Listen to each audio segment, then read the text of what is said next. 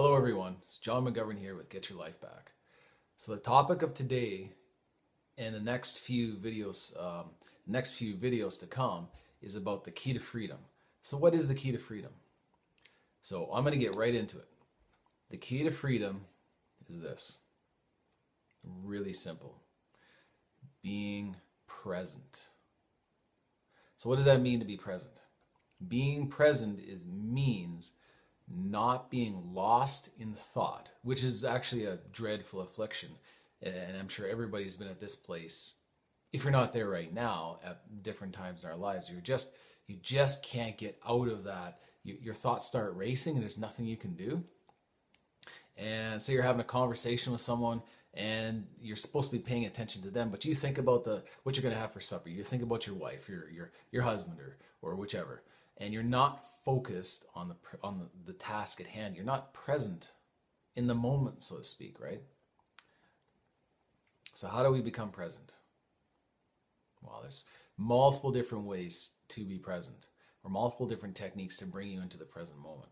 But to be present means to have your consciousness expanded in every direction.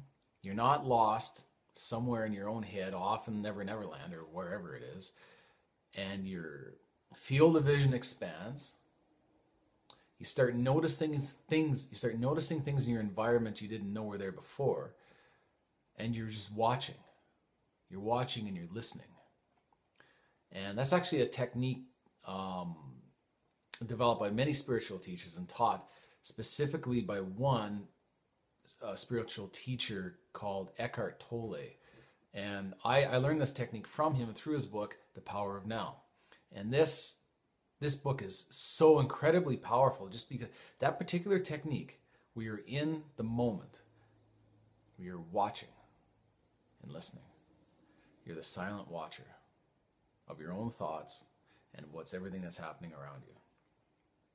And it works. The first time I learned this, I remember I was up north working in northern Alberta and it worked unbelievably well. I couldn't believe it. So I'm just sort of watching. I started watching and I couldn't believe everything that I started seeing around me that I never saw before. Posters that were on the wall that I never saw before. You just started noticing things that were on the table in front of me. I never noticed them before because you're lost in your thinking, right?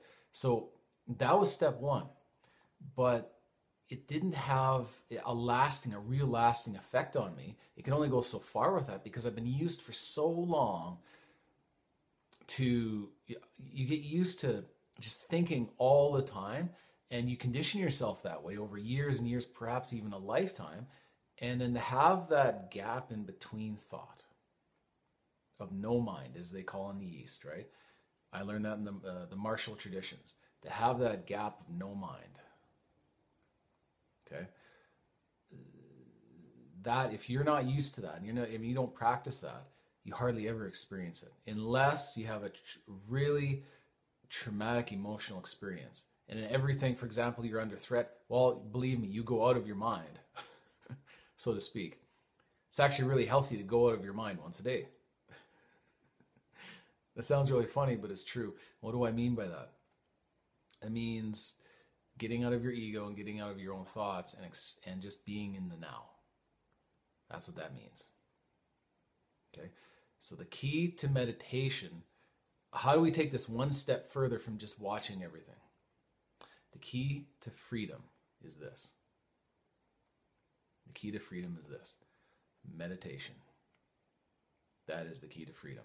And I'll expand on this in my next video.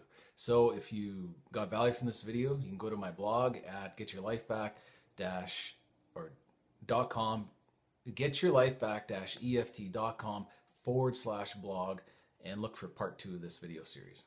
I'll talk to you soon.